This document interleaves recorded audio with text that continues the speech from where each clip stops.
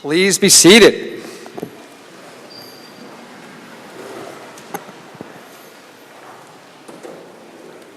We are delighted to have the Pipes to pipe in our 50th reunion class of 62. We've been with them for a day and a half now, and I hope they've had a great time. It's a terrific group. Welcome to all of you. This is always a special time of the year. With our alumni returning, I invariably acquire more knowledge about our school's history. I may hear some of the wonderful stories of memorable athletic contests, get an intimate portrait of a certain teacher who impacted a youngster's life, or share some laughter over an escapade with some recalcitrant students that they somehow managed to pull off, and for some inexplicable reason remains a source of pride to them. In fact, we heard one of those from Ed Vick today, I think. The stories are endearing, amusing, poignant, and heartwarming. And it occurs to me that our beautiful campus provides the frame, the envelope, but it is that oral history, the anecdotes and remembrances, the myths and legends, so lovingly kept alive, even nurtured by thousands of appreciative graduates, that really sets the tone and in fact captures the essence that is Episcopal. So let's get a little taste of those stories and songs, enjoy some of our current student talent, and close by honoring Meg Hollinger, who has dedicated nearly 3 decades to serving our alumni community. It's good to share this weekend with all of you, and I'm grateful for your interest and support in Episcopal.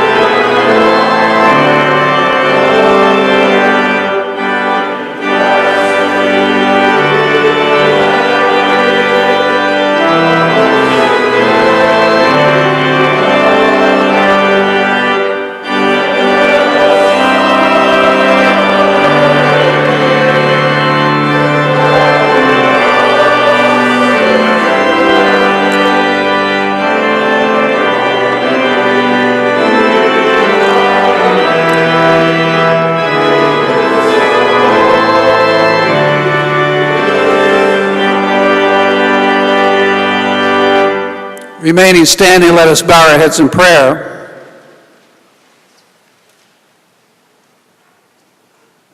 Living God, we give you thanks for the gift of memory and the power that comes from remembering those people and places that shape and form our lives.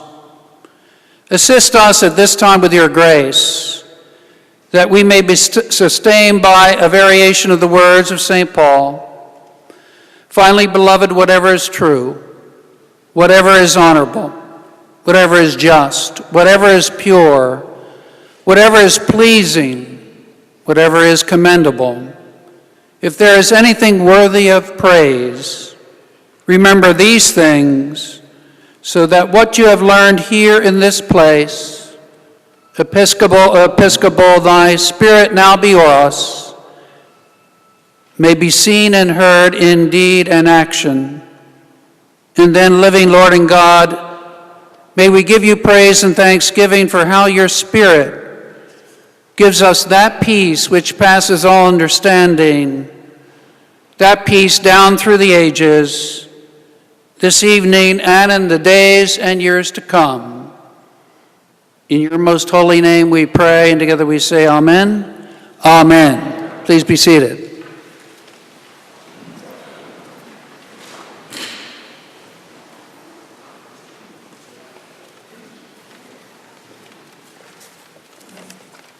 Andrew and I are so happy to be here representing the class of '87. And we're so glad to see so many of you here, particularly so many of the faculty that we knew and loved while we were students. Thank you for being here. Those of you who've watched The Colbert Report, comedian Stephen Colbert's satirical take on a politically conservative talk show, may have noticed on the mantle of the faux fireplace on his set that it's engraved with the motto, Videre quam esse, or to seem to be rather than to be, in honor of his character's attitude that appearances matter more than authenticity, that the superficial trumps the genuine, that truthiness is more important than facts and logic and integrity. All too often, his satire holds up a mirror to us as a society and reflects how easily that we, and often that we, like magpies, fall prey to flashy, sparkly, shiny things, which sometimes don't turn out to be what they seem. For all those of us here who have spent time at EA, our own motto, esse quam videre, is one we could hardly have failed to absorb. Even if we somehow manage to avoid seeing it every day in the many versions of the school seal surrounding us, on our book bags, notebooks, gym shorts, in large and small ways, very, very large out front here. We were taught to live it in all that we did, whether in the classroom, in the library, in the chapel, on stage, on the playing field, or out serving our community.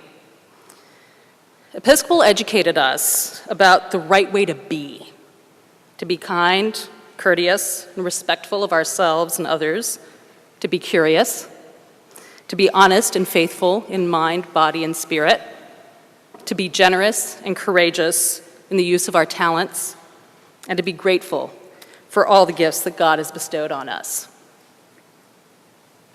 Words of wisdom.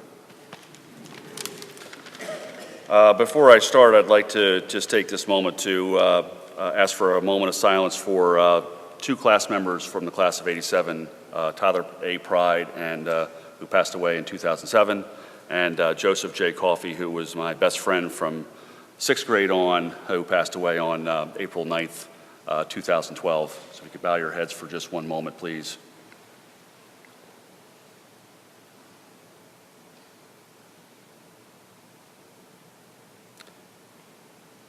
Still have a tear in my eye for him. You know, I took the time actually last night in my epiphany of thinking about what I was going to say tonight, because I like to do things off the cuff about what the actual definition of esse quam videre is in Wikipedia. And actually, it was first found in Cicero's essay on friendship. And I'm going to do a little hacking of my Latin from 9th and 10th grade. Please forgive me, Mr. Kent, if you're in the room. Virtue enim ipsa non tam multe preditae esse quam videre volunt, which means few are those who wish to be endowed with virtue rather than to seem so. Esse quam videre for me started as a young, bright-eyed 6-year-old boy walking onto the Devon campus the first year, 1974, to be met by a bright young couple, Mr. and Mrs. Bishop, Sally and Bob Bishop, and their husky by their sides. And to this day, they still look as young now as they did then, which is incredible to me.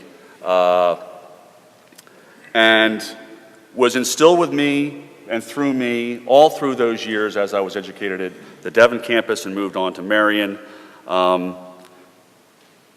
Seeing Jay Crawford shave his beard that he had had for many, many years, and I still to this day, I think I dream it, thinking that Jay Crawford actually parachuted in for EA Haverford Day. I was told that he did not actually do that. But I do remember him coming, riding in with a shaved beard on a motorcycle with a leather jacket as the Terminator, which will always be instilled in my mind. Seeing Dan Doherty with his steely exterior shed a tear as he hugs his players as the Episcopal basketball team wins the Interact. But more recently, I've seen S.A. Kwanwaderi manifest itself as I've grown to be a father myself with children at the school. Seeing Reverend Squire come to the aid of myself and my good friend's family to try to make sense of the loss of a good friend, only to have to depart that situation to move to another family that afternoon that had also gone through another tragedy. And being surrounded by, I try to surround myself with people that are brighter than me, or bring something more to the table than me. And Episcopal has been a hotbed to me over the years, to instill in me to be what you are, to be true to yourself, and to try to instill that to others. So I will leave you with a brief story that my father told me, class of 1945, about the story of the balcony person and the basement person. And in our lives, we see lots of people that are basement people, and basement people by their word deeds or their lack of deeds try to bring people down to their level, try to justify their weaknesses, try to level the playing field by throwing stones at the good deeds that people do.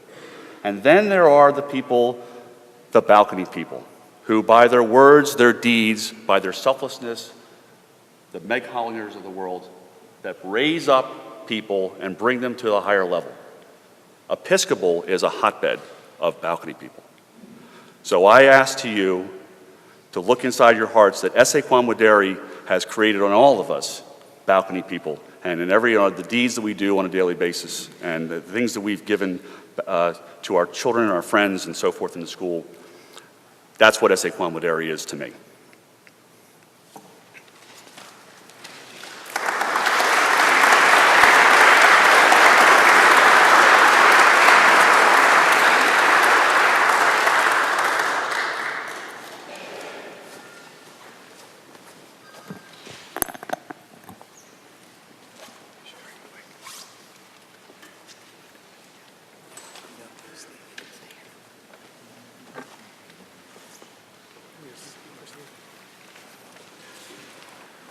By way of explanation, what we're up to here,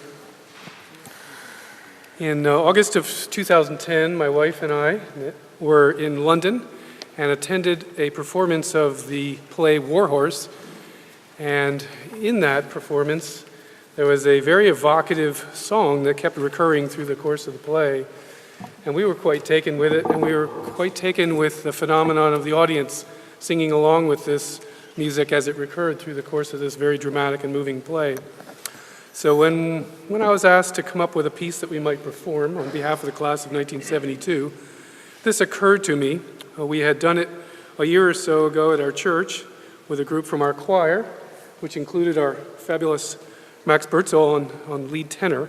And I thought perhaps by recruiting him and having a couple of our classmates join us, we might get the best of both worlds. So if you care to, please sing along. The words are on the back, and you may want to think about it as it goes along.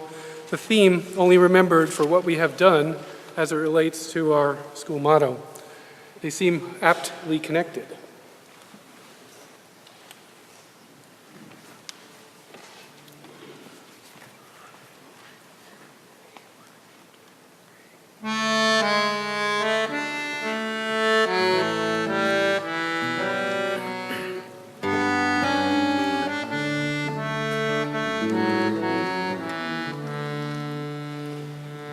Fading away like the stars in the morning, losing their light in the glorious sun. Thus would we pass from the earth and its toiling, only remembered for what we have done. Only remembered, only remembered, only remembered for what we have done. Thus would we pass from this earth and its its toiling, only remembered for what we have done.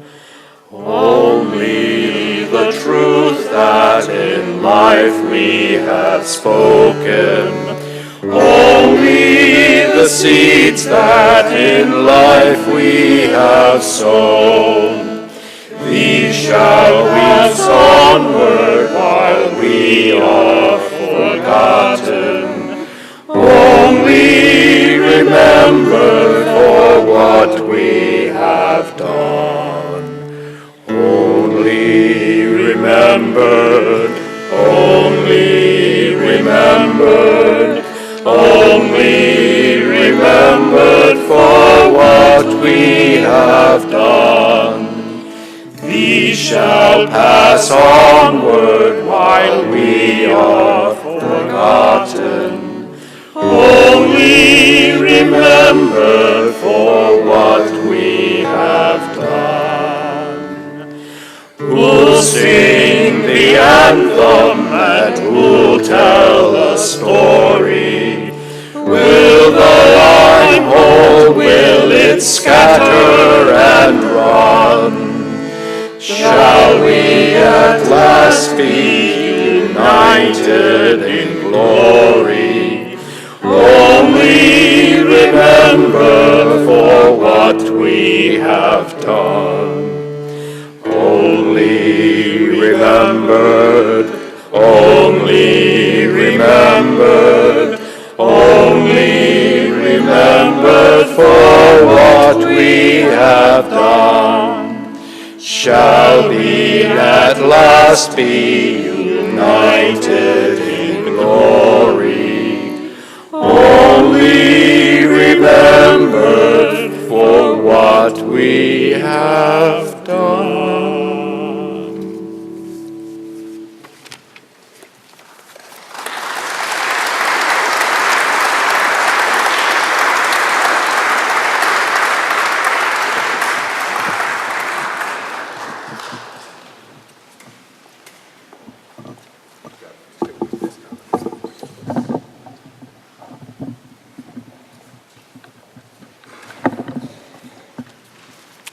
Good afternoon. That was great, wasn't it? I'm Larry Light, class of '67. I am a financial journalist by day, and by night, I'm a mystery author. And I'm going to tell you how I got to be both of those things, and I frankly owe it all to Episcopal. One of my early teachers, I think we called them masters in those days, that was probably the end of that term, a fellow by the name of Kim Balsley, told me that I should be reading an author who was not on the curriculum. His name is John Updike. And John Updike had frankly, he was an Episcopalian, and he had a bunch of Episcopalian themes. One I really liked was called A Month of Sundays. It was about a randy cleric. And the other was the Rabbit series, where Rabbit Harry Angstrom is really a boy who never grew up and tried to accommodate himself to the adult world. So what I found out just from reading Updike alone was that really good writing is all about conflict. Now, I had two seminal influences when I was here at Episcopal. There was Kim Balsley, and he taught me one part of it. Kim was he talked with a sort of plummy, half-British accent. He was a very old-school kind of a guy. And he taught that writing engages the emotions. And so I remember vividly when he was teaching us about Macbeth, and we were all 17 or something, and he worried that we wouldn't really get it being the relationship between Macbeth and Lady Macbeth and ambition and basically love. And he said, none of you are old enough to have known love. And that taught me something about the emotion that's inherent in good writing. The other fellow, immediately following him, was Bob Lee. Now, Bob Lee was seemingly the polar opposite of Kim Balsley. He disdained what he called Balsley's intuitive flashes. He wanted hard evidence. It was almost as if he were a lawyer. And in his classes, he would look at you with this sort of predatory smile with his teeth like this and his eyes squinted, and he'd say, "Are you really sure about that?" Which led you to believe that your evidence wasn't quite passing muster. But emotionalism and craftsmanship, which is what Bob was teaching, intermingle, and the one serves the other. And those are two incredibly important lessons that I learned as a writer. And it led me to Ernest Hemingway, who embodied both. He was the soul of concision, but it was packed with emotion. Hemingway once said, "I can tell you a short story in 6 words. For sale, baby shoes, never worn." So I write in mysteries, and mysteries, I believe, are the best writing in America today. They embody complex character studies, they have deep explorations of human nature, they have incredible humor about modern life, and often hauntingly lyrical prose. I don't know if any of you are familiar with Dennis Lehane. He's a Boston author. His signature book was called Mystic River. It was made into a movie by Clint Eastwood as director, starring Sean Penn. And in it, Sean Penn is a former gangster who's trying to go straight. And he manages a deli. And he's sort of a tough guy, but he abjures the old ways that he grew up in his youth. But then, his beloved daughter is savagely murdered in a park. And his character, the Sean Penn character, is just riven with conflict because he wants to kill whoever did this to his beloved daughter, but yet he is a man of civilization, conflict. Mysteries, as you may have noticed if you look at the New York Times bestseller list, dominate that list. Mysteries and their subset thrillers. And the reason is, I think, it's not the puzzle of it, finding out who done it. No, it's the engagement with something that really is a part of all of us, and that is they're all about evil. Just as with Sean Penn and his character, he has a conflict. You know, does he revert to the ways of savagery, or does he behave like an honorable, civilized man? You can guess which way he chooses, finally. But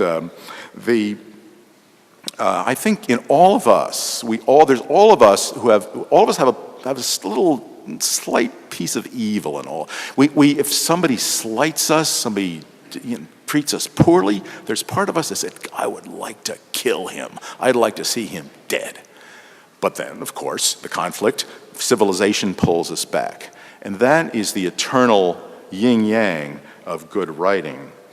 And Macbeth, of course, Macbeth is ambitious. His wife is more ambitious for him. But yet, all the time, they're wondering if all these people they're killing, is this the right way to go? There's that famous scene where Lady Macbeth says, "Out, out, damn spot," because she sees blood in her hands. It's in her mind, but it troubles her very much so. And so in closing, I'd like to read a little piece of nonfiction. As I said, I'm a financial journalist, and I actually wrote just this last year a book about Wall Street, a nonfiction book, and it's in fine bookstores everywhere. It's called Taming the Beast. And it's about a local resident whose kids, I believe, have gone to Episcopal. I might be wrong about that, but you'll know who we're talking about. They call him St. John, some facetiously, some with aching sincerity. Few living persons have statues erected in their honor, but John Bogle has one on his company's campus outside Philadelphia. Famously cantankerous, this saint is often found speechifying about the righteousness of his faith that he founded. He has a steadfast coterie of acolytes called Bogleheads. He believes he is on a mission and his cause is just. The company he launched to be the instrument of his vision, the Vanguard Group, has striven for greatness, he says, and he leaves no doubt that he and Vanguard have attained it through virtuous conduct. On Vanguard's investing style, he quotes Leo Tolstoy. There is no greatness where there is not simplicity, goodness, and truth. I'm sure he's right. Thanks.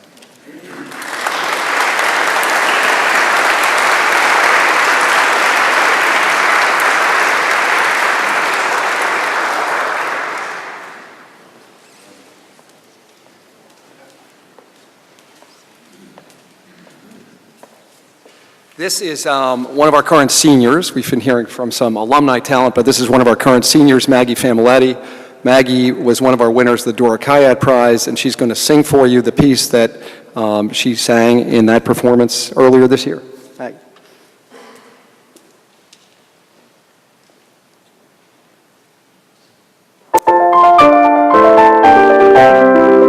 Fountains mingle with the river, and the rivers with the ocean. The winds of heaven moves forever with this motion. Nothing in the world is single. All things by a law divine. In one another's needs meet. One time with thine. One time with thine. See the mountains kiss heaven, and the waves kiss one another. No sister flower would we forgive if it is His brother. And the sunlight clasps the earth, and the moonbeams kiss the sea. What are all these kissings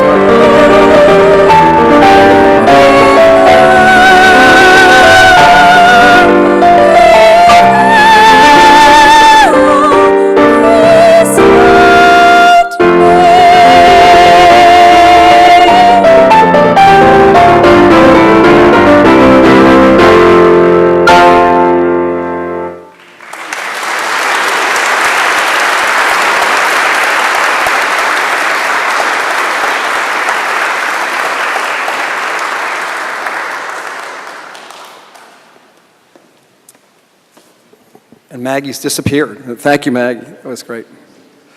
At this time, I want to call up a few individuals to help me celebrate the career of an individual who has been enormously important to our school and to a great many of our alumni. So could I please call up Jay Crawford, class of 57, Bruce Bennett, 57, and Sam Chu, class of 60.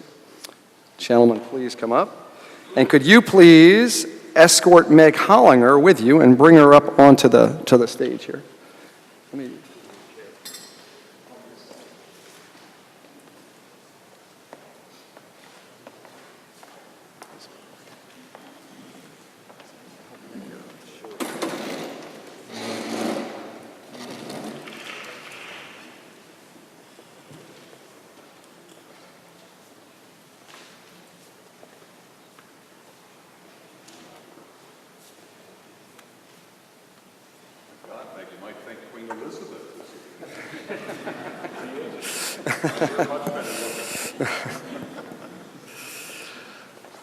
So Meg Hollinger first came to Episcopal in 1971 for a brief time in an administrative role, at which time she met her husband, Chip Hollinger. Meg returned in 1991 as the Director of Development and started to build our development program.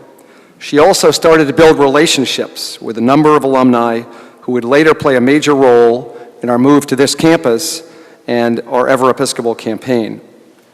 During Meg's tenure, the Advocate Council, the 1785 Bowl, regional alumni boards, and reunion weekend were initiated.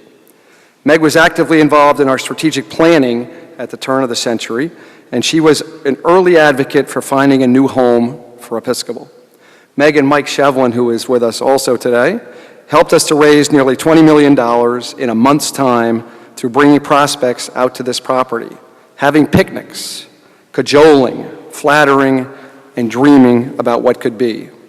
For Meg, hearing a prospect say no simply meant, not yet. Meg was so successful with a number of our old guard that she was named an honorary member of the class of 1940, George Neal's class, and the class of 1944, some of whom are with us today, who were responsible for building this spectacular chapel. This past fall, the Alumni Board of Managers honored Meg with the 2011 Distinguished Service Award. Meg retired from Episcopal this year, but she has left an indelible mark on this institution. To fill you in a bit more on Meg's career, I've asked these three gentlemen to share a few remarks. The man who brought Meg to Episcopal, Mr. Jay Crawford.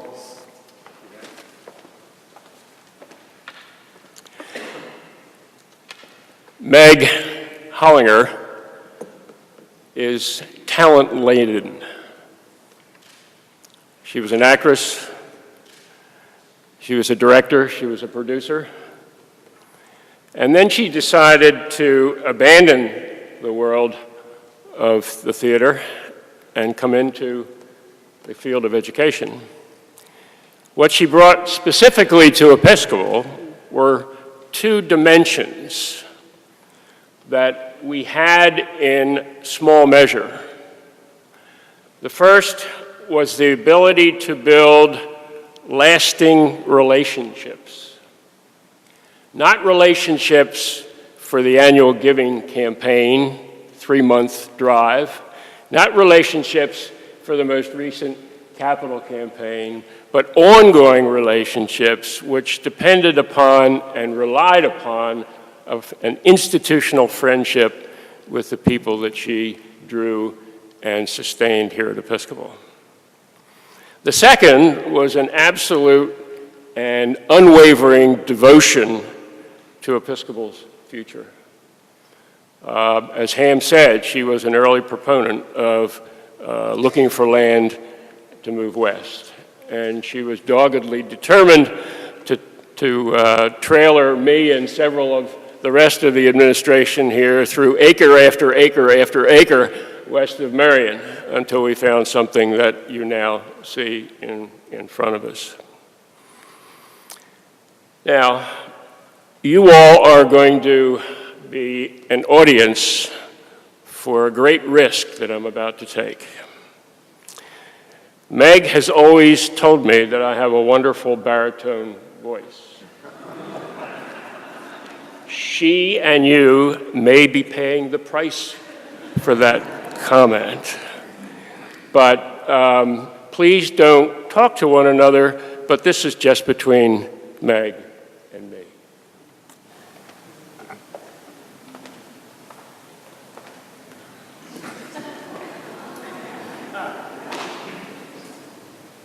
When an irresistible force such as yours met an old immovable object like me, I could bet as sure as I live, something had to give, something had to give, something had to give. When an irrepressible smile such as yours warmed those old implacable hearts such as ours, we can't say no because you insist. Somehow, some way, we'll increase our gifts. So on guard, who knows what tonight has in store from your vast, mysterious charm. It'll be hard ignoring those pleas heard before, and how long can anyone try? Fight, fight, fight, fight, fight with all of your might.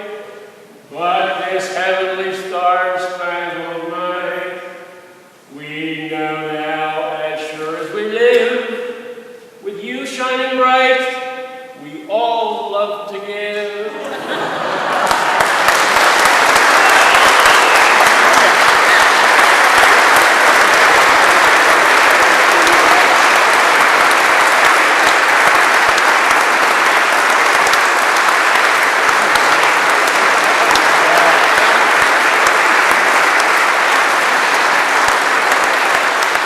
Why am I next? Meg never told me I had a great singing voice, but she did bring me back to the school because I wrote poetry.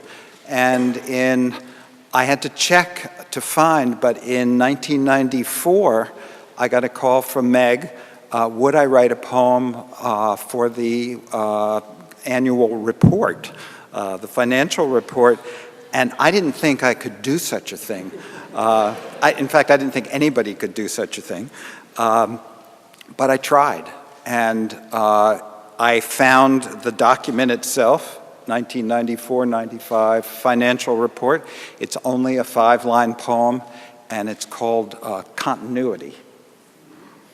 And people have been speaking about teachers. I always felt I owed everything to the teachers I had here and they gave so much, so that was the theme of this poem. For those who gave, who held us to our best and asked the most of us, who made us strive till we were strong and equal to the test our life imposed, who cared, who helped us thrive, let us too give to keep their gift alive. I don't know whether that worked, but I was glad to know that I could do that. And Meg called on me a couple of more times, and most recently, it was at the time of the move to this campus. And again, it was a challenge. We all know that change is challenging, but that it has its good parts and it can have its very good parts. And I wrote a poem called Such Change, which is about change, but the form of the poem also embodies change. The kind of poem it is a villanelle, and that's a 19-line poem. It sounds complicated, but the first and third lines are repeated at regular intervals throughout the poem, and it ends with a couplet that is the first and third lines. So there is change in the poem, but there's the constant returning of certain lines. And I dedicate it to Meg again. Such change. Change is the order of the day. Time passes, nothing stays the same. In vain, we order things to stay the way they were. We loved the way each knew its place, each knew its name, and yet the order of the day is change. Hold still, hold fast, we pray. A part of us would like to claim the power to order things to stay, while knowing they will not obey and should not. If it ever came to that, if there did come a day when such change ceased, we'd lose the play of all in us that makes us aim beyond ourselves. We'd stop and stay inert. So we have learned to say and mean it, nothing stays the same, and change, the order of the day, ensures the worth of things that stay. Thank you, Meg.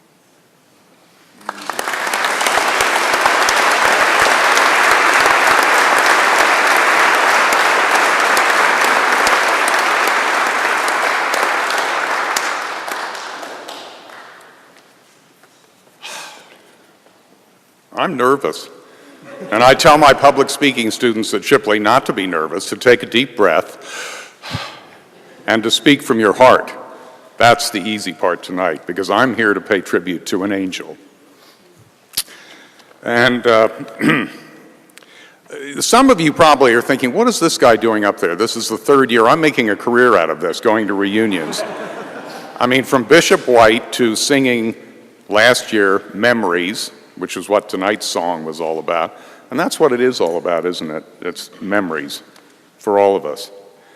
Now, I never answered the phone when any of the people called from any of the many schools that I attended, because I left Episcopal in the 8th grade, went to St. George's, flunked out of there, and barely got out of Avon Old Farms. But my heart has always been at Shipley, because it's really where the spiritual foundation began with me, because I struggled at Episcopal. Yeah, what did I say? Oh, I said Shipley? Oh, my God. Forgive me. There you go. Thank you, dear. So when Sam's the speech teacher at Shipley, Yeah. but we wouldn't have him here. yeah, whenever the phone would ring and my various schools would call up soliciting, I would find some excuse to get off the phone really quickly. Now, thanks to Meg Hollinger, I've changed my will. And I've left money to Episcopal Academy because I realized that this is really where I belong. And you, my dear, were the one who awakened that passion in me and a remembrance that allowed me to reconnect with so many old friends of mine that I hadn't seen for many years because I've been gone forever, as you know. And you and I started out together. You were a hoofer and I was a Broadway kind of guy and did a musical that I'm going to dedicate to you in a minute a song from. But first of all, I wanted to read one of just many, many, many emails that I and a lot of my classmates in the class of I was in 60 and 61 because I flunked second grade. So anyway, this is just one of many, and they're all just as eloquent as this and as heartfelt. Dearest Meg, you have been such an inspiration to all of us, not only in your words and attention to details of alumni weekends, but especially in the sheer witness of your life. Your courage, I didn't even write this, your courage, dedication, enthusiasm, graciousness, faithfulness, and wonderful humor. These qualities are full embodiment of an Episcopal Academy profile. I am so sorry that I didn't get a chance to dance with you at your 50th and at our 50th, and I shall always regret that. But I did get a chance to give you a big hug, and I do so again long distance. And now, Sam Chu, I'm the director, and you go over and give her a big hug for me, please. God bless you, dear Meg. Reverend Sammy Walker. So, yeah, that's from Sammy.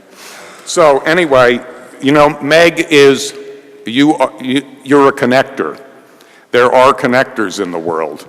And you and your dear husband, what a wonderful couple. And thank you so much for connecting me with the beauty of this school and all that it embodies. Now, if I can get through this without being too emotional, I did a play, I did the National Company of Maine many years ago. And in 1968, I sang this song in the National Company, and I just wanted to sing one verse dedicating it to you with your husband's indulgence, because it's a very personal song. And I'm embarrassed to do this now after the former headmaster singing so eloquently. I didn't know he was going to sing, but anyway, this is for you. You're my best girl, and nothing you do is wrong. I'm proud you belong to me. And if a day is rough for me, having you there's enough for me. And if someday another girl comes along, it won't take her long to see that I'll still be found just hanging around, my best girl. Thank you, Mike.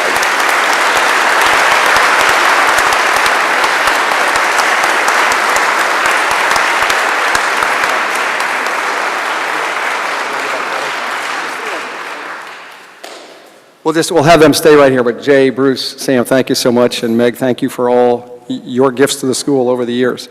Just have a few more comments, and then Meg will be outside later, and you can certainly come in and give her your personal greetings. But first, just a couple of things. Before I ask our reunion classes to stand, which I will do in just a minute, I'd like to recognize the classes, the three classes tonight, for their annual fund leadership. We have a tie at the moment between the class of 42 and class of 82 for the overall lead to win the award for highest annual fund participation, with 38% of their class participating. This doesn't include the 62. We're just talking about the annual fund, not this wonderful gift we got from your group. But 38% of 42 and 82 have participated, have supported the annual fund. And the good news is there still is until the end of June to get those gifts in, so we could have a winner for one of those classes. And the class of 1957 is currently in the lead to win the award for the highest annual fund dollar total, with $24,000 raised to date. So again, those final standings won't be marked off until June 30th, so don't hesitate to get your gift in if you haven't done so already. Finally, I would just like to recognize our reunion classes and would ask everyone in the class that I named to stand. And let's start with the class of 1937. Do we have a representative of 37 of this? There we go.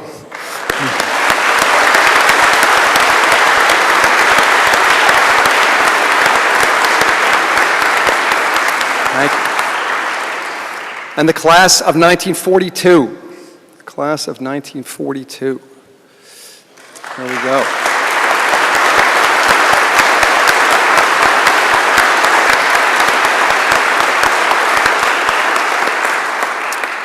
The class of 1947. Class of 47.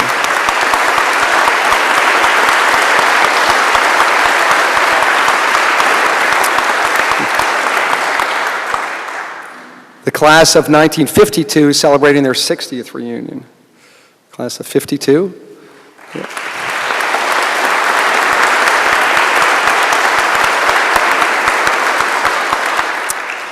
And the class of 57 celebrating their 55th. The class of 1957. There we go.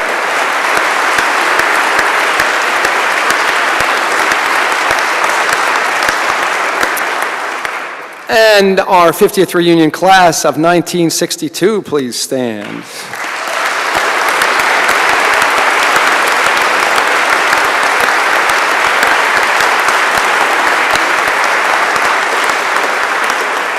And you may note that they are modeling these brand new Episcopal ties in orange. No other class has these. These are very special just for the class of 1962. And the class of 67, celebrating their 45th, 5 years away from their big day here. Class of 67.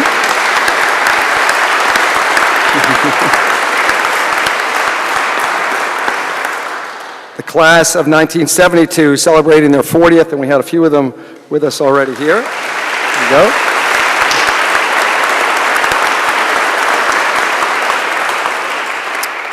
And the class of 1977. Class of 77. Small group here. Go ahead and Bill. And the class of 82. Over at this side, the class of 82.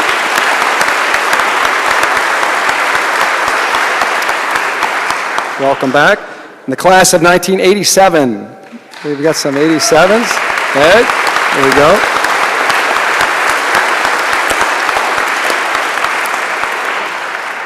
And celebrating their 20th, the class of 92. The class of 92 is very scarce.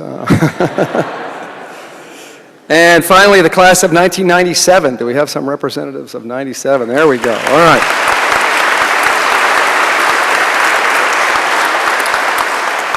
Well, we are delighted to have all of you back with us, and I would invite you to stand, everyone to stand, and we will sing the school song, but in the modern version. So pull out those lyrics again, and we'll do this the way we sing it currently at Episcopal.